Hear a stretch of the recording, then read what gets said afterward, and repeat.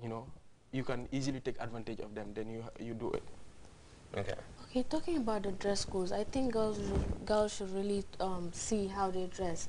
That will take me to my second question. Jainaba, as a girl, and you're putting on the The hijab veil, and yeah. everything, is very beautiful. What advice do you have for the girls to how to dress code?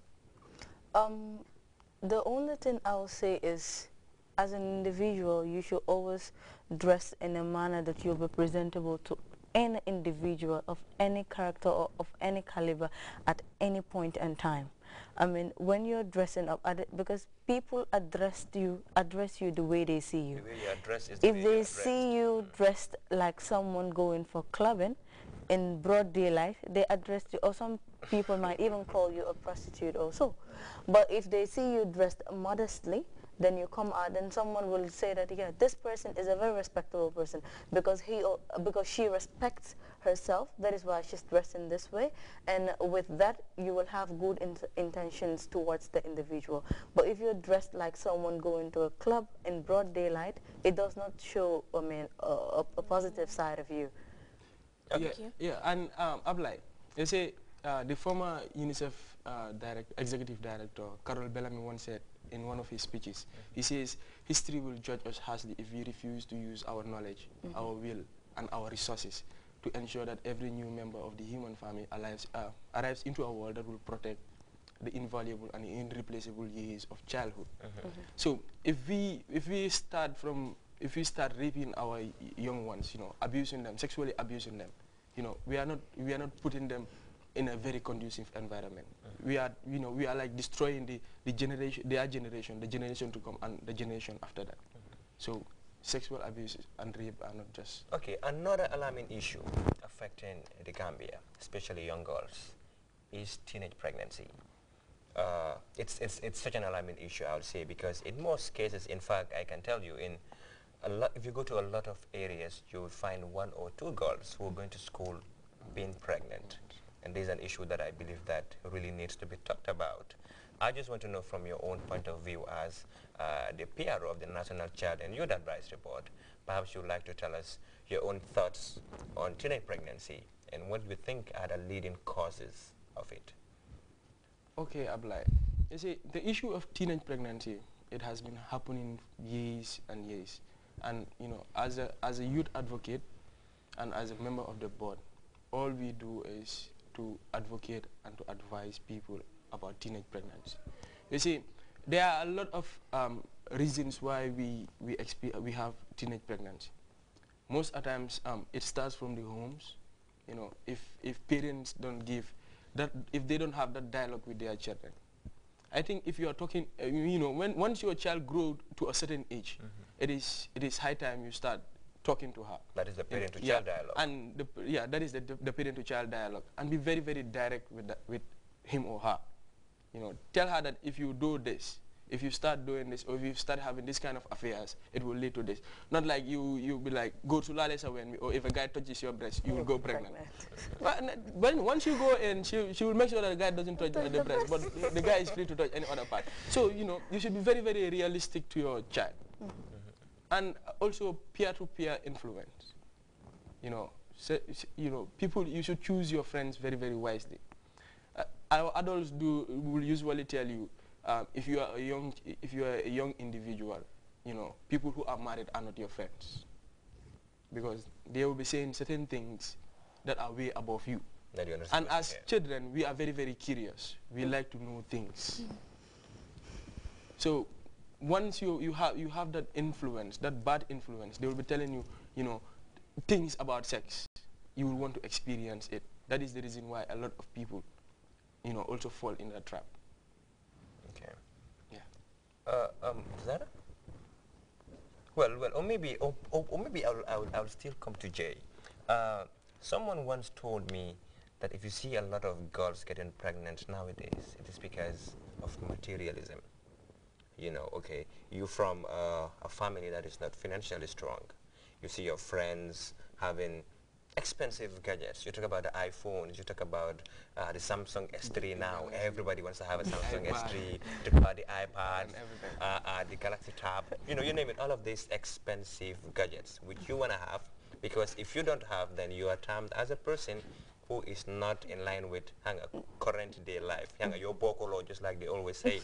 Would you say that materialism is a contributing factor to teenage pregnancy nowadays in the Gambia?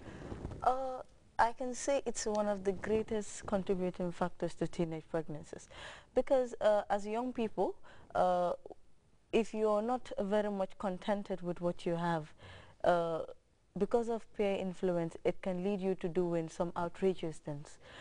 Let's say I have a friend who's having a Galaxy S3 or the iPhone tab or whatsoever, and I feel that it is something that I have to have, and my parents cannot give it to me.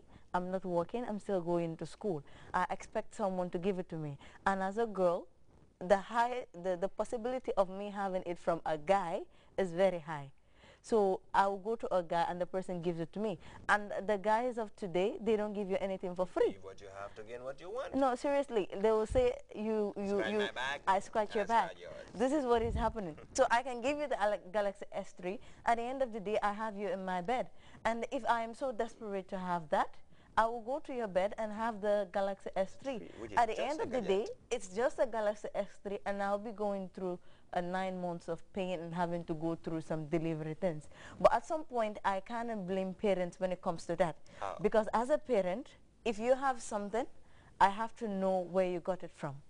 Because you just don't have to come with a very expensive phone in the house.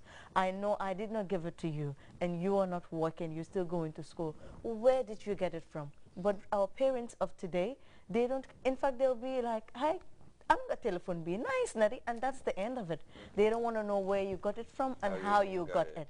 The only thing that matters to them is, small dombe, I'm not Galaxy S3, which is not done. The next thing you will be shy to say, small dombe, birna. These are some of the things that are happening. Yeah, and it all comes to comportment. You know, you comport yourself. As a child, just you learn to comport yourself. And as a parent, you teach your children to understand that, you know, life is just a journey.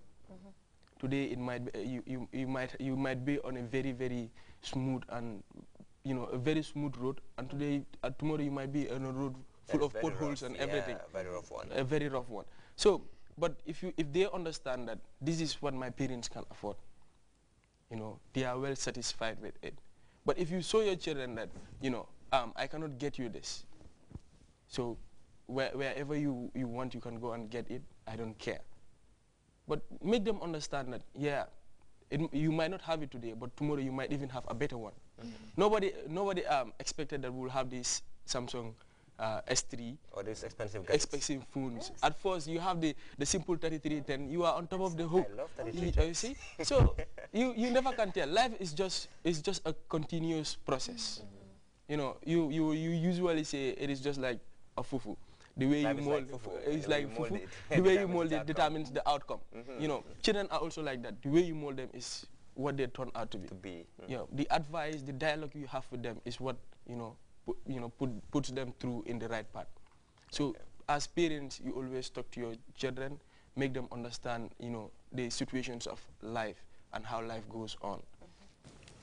Okay, Sabali, that will take me to my second question. Some people always say, especially the girls, they always say that, okay, if you see I'm pregnant because the guy went to my house and asked me a hand in marriage and my father refused or my mother refused, so I decided to get pregnant just to get married by force.